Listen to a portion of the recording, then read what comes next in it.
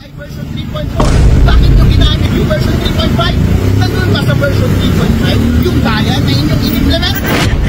Ano ang ibig sabihin mo, Chairman George Garcia, noong sinabi mo kailangan niya ng 300 million pesos para panalo ngayong eleksyon na ito? Kasama po dyan yung maling paggamit ng COMELEC ng version na software doon sa automated counting machine.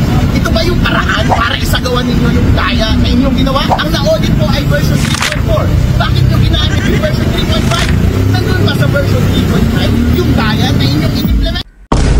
We believe that it is not the place of PDP to be dictating on its senators. If we recall that famous line by President Quezon, "My loyalty to my party ends where my loyalty to my country begins." And we adopt a slight variation of that.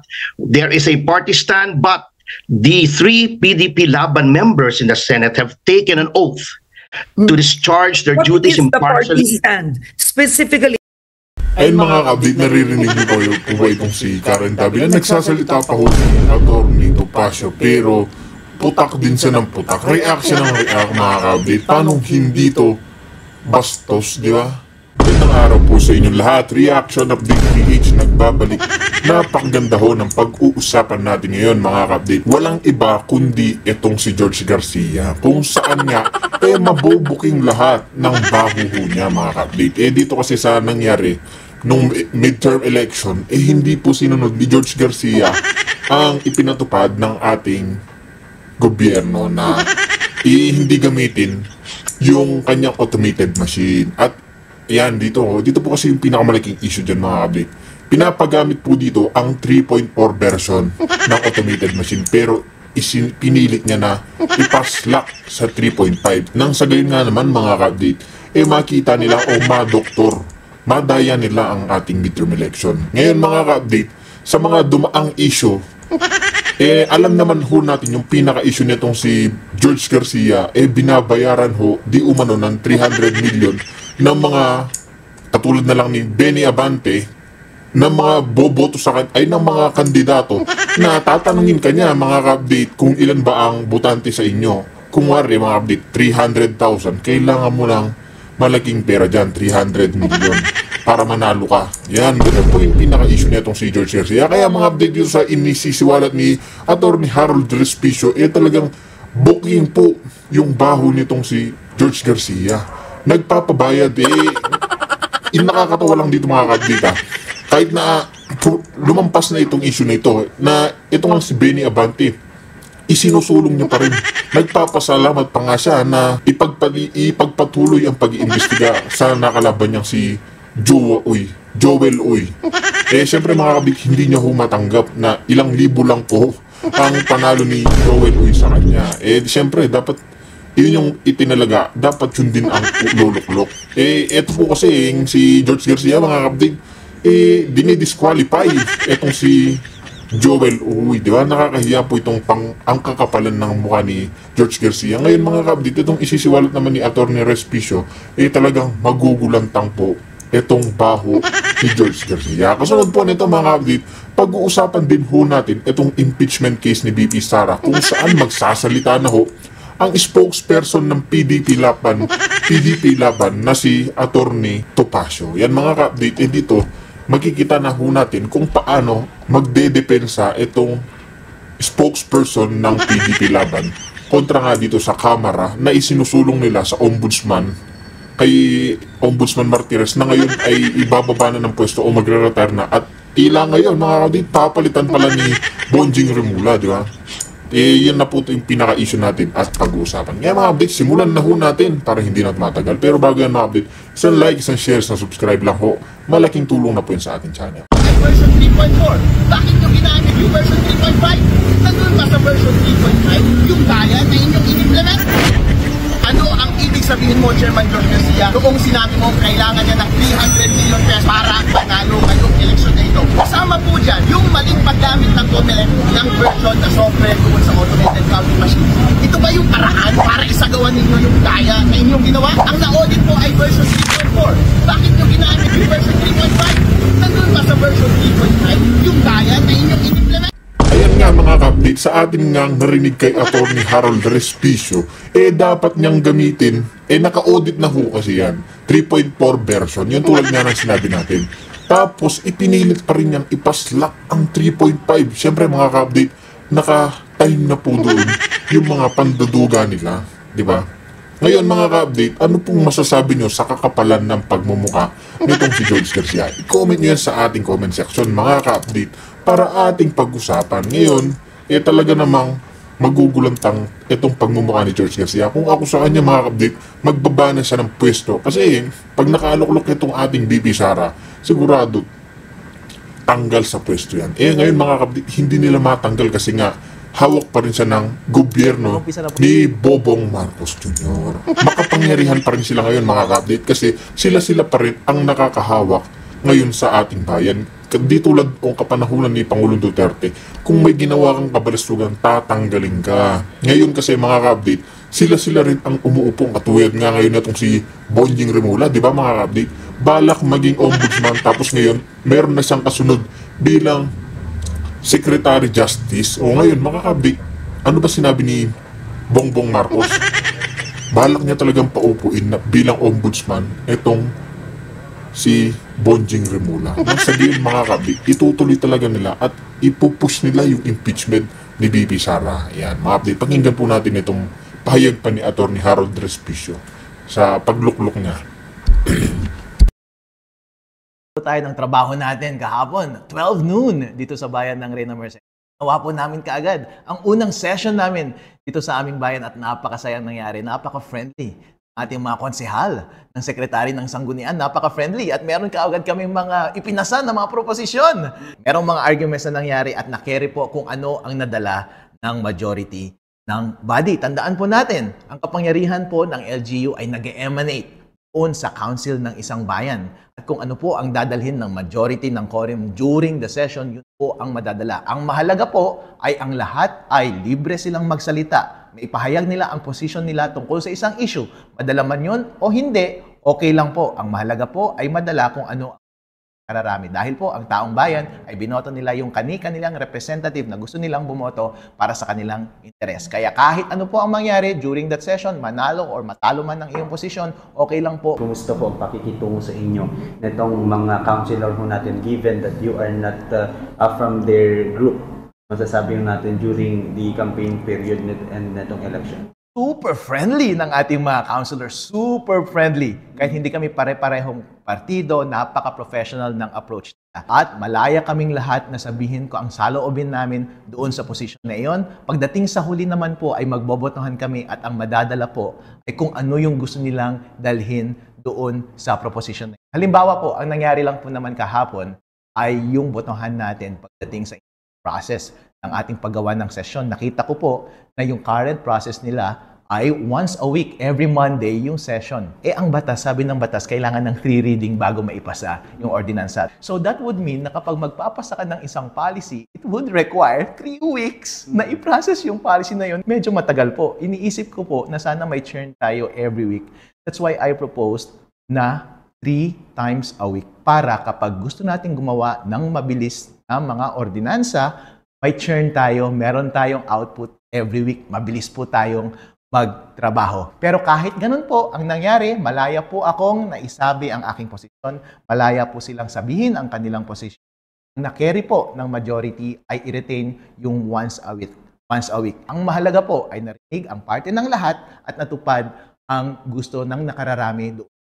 Kapag ganun po ang nangyayari sa loob ng konseho, malusog po ang pagpapatakbo ng ating gobyerno. Kaya si Attorney Harold Respicio po, kahit hindi na-carry yung proposition ko, okay lang po, basta nasunod po yung proseso. Kaya excited po ako sa mga susunod na mga session ng aming council, which will happen every Monday starting from 10 a.m. Meron kaming susunod na session sa Monday at maraming nakapila na magagandang bagay-bagay para sa ating lahat. Ang sabi ko sa kanila, congratulations everyone. Meron kaming na-accomplish kahit first time namin gawin yon amongst us. Pero sabi ko sa kanila, gumawa tayo ng mas substantive na ordinances para sa mga susunod na session. Para sa kababayan talaga natin na mararamdaman nila para sa ikauunlad ng kanilang buhay. far as Attorney Harold is concerned, lahat po ng ipinangako ko during campaign, ipipila po natin lahat yan. Mananalo man tayo or matatalo pagdating sa botohan, ang mahalaga po ay natackle siya as agenda. During the session, narinig yung parte ng mga konsehal, narinig yung parte ko, at yung gusto ng nakararami ay yung siyang masaya po kapag ganun ang nangyayari. Pero po, ano po ang mas masaya? Kapag sama-sama kaming lahat na ipasa yung policy dahil po lahat po ito ay para sa ikabubuti ng ating mga kababayan. Kung gusto niyo pong malaman yung mga specific policy na pwede nating gawin sa mga susunod na linggo at mga buwan, ito po. Meron po tayong deadline sa October about sa ating general appropriation budget ng ating bayan. Ibig sabihin po, lahat ng ating gastusin ay kailangan nating iset doon sa October na yun. Napakabigat po yung trabaho na iyon. In other words, magkakaroon tayo ng mga maraming linggo before that para trabahuin at initpick yung mga details na yun. Kaya iniisip ko po, ngayon pa lang, pangalawang araw ng aking trabaho, lahat po ng iniisip natin na improvement sa ating bayan that would involve ng paggastos, ilagay po natin doon sa ating pagtackle ng ating general appropriations. Dahil po, para mabigyan ng context kung magkano ang pera ng ating taong bayan, karoon ng context tungkol sa ibang usapin at gastusin ng ating bayan para malaman natin kung magkano talaga ang isa-set aside natin para sa isang aspect. Ang mga aspect na ito po ay yung tulay. Ang mga aspect na po ito ay pwede rin yung excise taxes na benefit ng mga ating tobacco farmers. At iba pang mga aspect na pwede nating pag-usapan for October is yung mga benepisyo na specific sa kada sektor. Halimbawa, para sa senior, ba nilang ma-improve or hindi. Kaya po, lahat po ng leaders ng mga sektor na ito, iniimbitahan ko po kayo na pumunta sa aking opisina para magawa nating specific yung mga provisions na ilalagay natin para po mas madali nating ma-articulate, mas madali nating makasama natin sa konsep. Since yun po ay paggastos, pwede nating gawin yung mga ibang bagay-bagay na hindi nag-i-involve ng paggastos ng mga ad hoc na order. Halimbawa, kapag nagbibigay ka ng discount, ang napakagandang balita na libreng franchise tax sa atin. Pwede nating itakil ka agad yan on Monday. Halimbawa, yung discount or baka gawin nating zero yung ating business tax. Pwede ka agad nating takil ka agad yan sa susunod na session. Yung discount sa mga fees dito sa ating bayan. Halimbawa, kapag meron kang mga basic services dito nagre-require ng fee, baka gusto mong i-waive lahat yun dahil napakaliit.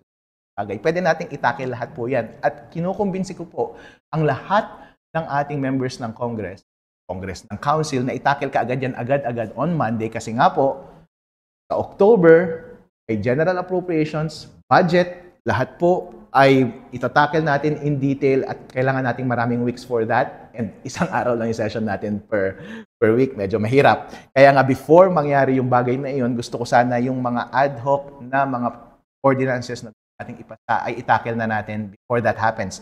That's why darating yung franchise, business taxes, yung mga discounts or waiver ng fees dating dito sa ating gobyerno. Matakil natin kaagad yan at iba pang bagay-bagay, policy about sa mga vendors, allocations nila dito, lahat po ng concern nila, itatakil natin agad-agad yan dahil po kailangan ng 3 reading, baka kailangan natin ng 3 session, tatlong pagkakataon para po 3 linggo para po maipasa itong mga bagay-bagay na to. Kaya, meron pa tayong pagkakataon, mga members ng council, baguhin natin yung rules natin. Itanong ko ulit kayo next time.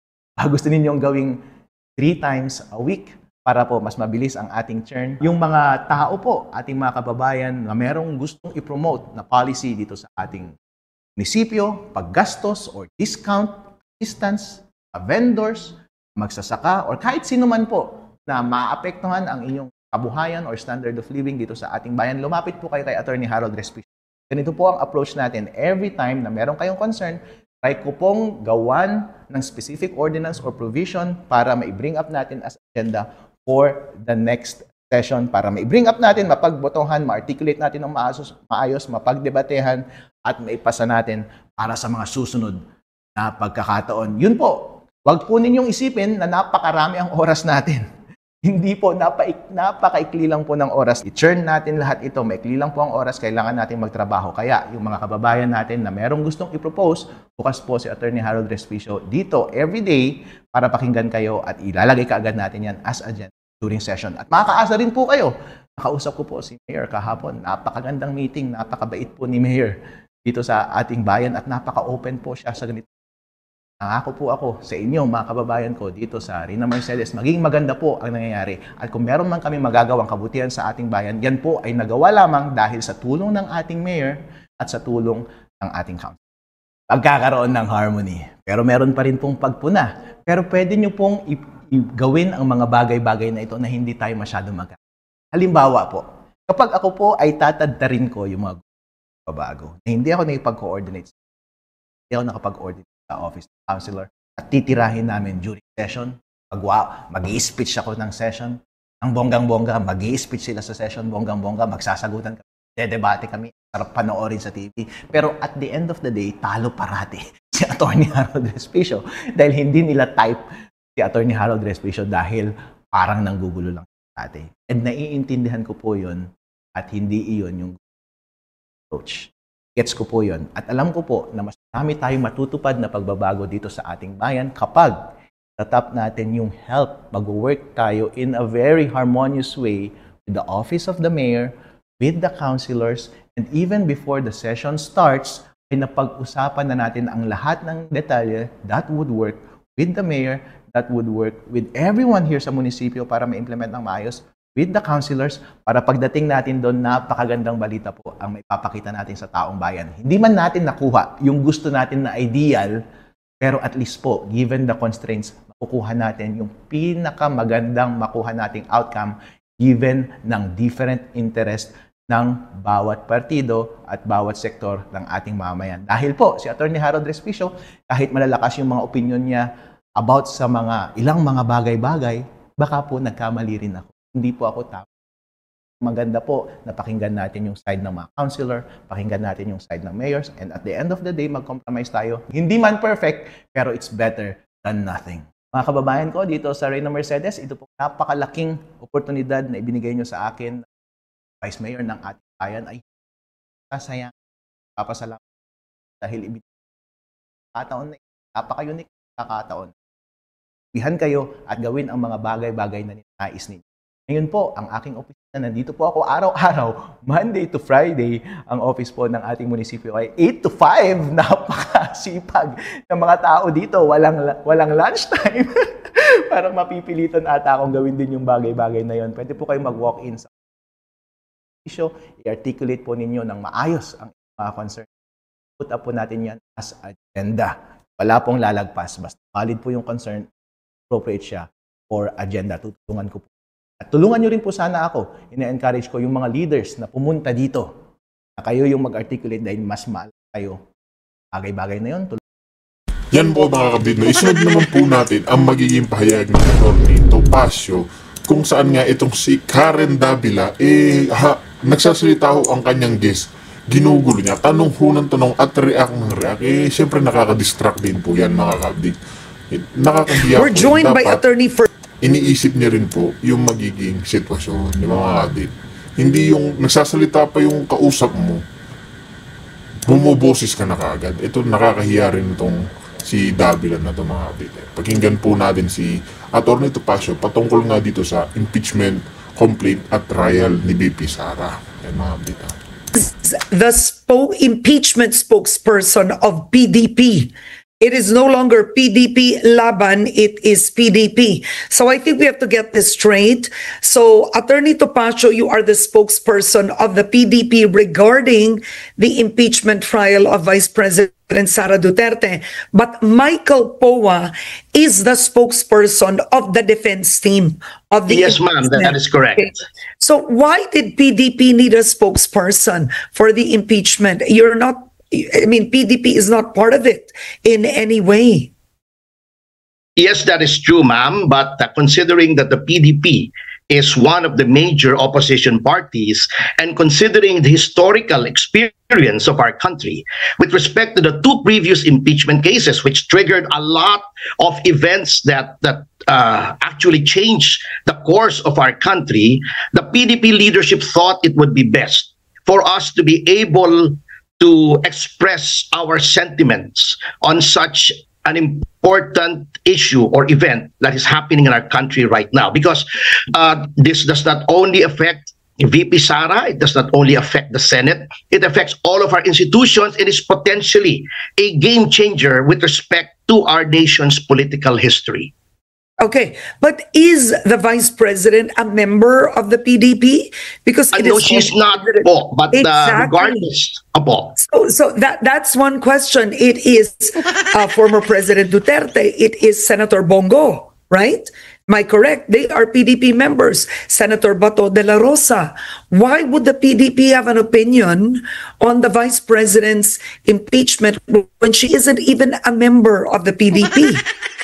Because every political party does not only have the right, but it has an obligation to express its stand on all of the major political questions affecting the country. There can be none Clearly, so you are impactful. advocating the PDP at this point, I mean, quite obviously, is advocating for the Vice President because you've made statements recently, right? You answered Tindig Pilipinas, asking some senators to inhibit themselves in the upcoming impeachment trial. You gave an opinion. You said it's preposterous. Yes, we are advocating this because, as I said, every political party has to make its stand known. We are merely contributing to the debate in accordance with what Justice Oliver Wendell Holmes once said, that the ultimate good desired is better reached in the free trade of ideas.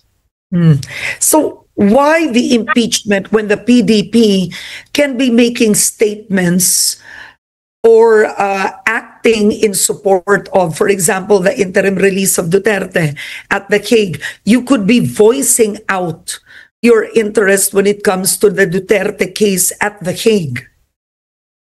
We have already voiced out to other members of the party, other official channels, but it was also the sentiment of the party leadership that there should be one person within the party that is laser focused on the impeachment, considering the many issues flying about and the fact that in the next few weeks or probably even days, there will be a lot of debate, there will be a lot of discussion on the impeachment, on just the issue of impeachment. So they thought they should put someone who is, well, willing to work long hours without pay to voice out the sentiments of the party on this particular issue alone. Okay, didn't you want to join the defense team of Vice President Sara Duterte? There are 16 lawyers right now involved. I mean, it's a very big team. Actually, I think that the team is more than enough to defend her. Well, we lawyers, we cannot volunteer our services. That would be ambulance chasing. We can only act if we are asked. And I was never asked. That means that in the opinion of the Vice President and her people, the present team is more than enough to be able to defend her interests. And we respect that, of course. So I want to ask you now, Attorney Harry Roque at one point was endorsed by the PDP when he ran. What does the party make of Attorney Harry Roque, the DOJ now stating that his application for asylum has been denied? Harry Roque says that's fake news. His passport might be canceled. This is a candidate that was endorsed by PDP and Vice President Sara Duterte. What is the party's stand? I would not be competent, Ma'am Karen. I apologize to make an official party statement on that issue because my appointment was only for matters of the impeachment trial. I can only speak of my own personal opinion, but I don't think you would be interested in that at this point. Since you have two senators who are members of the PDP, are the incoming senators only two are PDP members? I believe there are Bato three. and Bongo. Sining isa, sir? Yeah, and then Robin Padilla is also a member of the PDP. In fact, he had just taken a leave as party president, and Baste Duterte has succeeded him. Okay, so ang tanong ko na lang, eto last two questions, with three Opo. PDP members in the 19th, but more importantly, in the incoming 20th Congress, is the party advising the three party members to actually file a motion for dismissal or to not accept the impeachment trial, the case against Sara Duterte for the 20th Congress? You have some sectors saying it's functionally dismissed, all proceedings should end in the 19th Congress. Is that the stand of the party? Do you want the three senators to actually file that motion? Will they do that? We believe that it is not the place of PDP to be dictating on its senators. If we recall that famous line by President Quezon, my loyalty to my party ends where my loyalty to my country begins. And we adopt a slight variation of that. There is a party stand, but the three PDP Laban members in the Senate have taken an oath to discharge their What duties is the party impartially. stand? Specifically, Ayun mga kabit, naririnig niyo po yung po ba itong si Karen Davila. Nagsasalita pa ho si Atty. Topacio, pero putak din siya ng putak. Reaction ng react mga kabit. Paano hindi to bastos, di ba? Ganyan po kasi sila pag hindi nila gusto yung kanilang guest. Lalo na pag sa Duterte galing mga kabit. Pag galing po ang ini-interview nila, pagpa galing sa mga ni Pangulong Duterte, ayaw niya po, ginaganyan po nila, parang binabastos niya. Nagsasalita yung tao, tapos hinaharang, sinasagot mo, di ba? what is the party stand? Tuloy The ang party- impeachment or walang jurisdiction? Ang impeachment, hindi dapat matuloy. Ano yung simple party stand on the impeachment? Number one, it violates the 1-year ban. Number two, it cannot cross over to the 20th Congress. And that, in plain and simple language, is our stand. But we will not impose that on our members in the Senate because they have taken an oath that is obliges them to exercise their duties as senator judges Yeah. impartially, and they swore to defend and uphold the Constitution. So ultimately, it will be up to their conscience and their oath as senator judges. All right. Well, on that note, I want to thank you for joining me today, Attorney Ferdinand. Always a pleasure, Ma'am Karen. Always a pleasure and an All right. honor. Thank you very much. Have a good day. God PDP bless. impeachment spokesperson.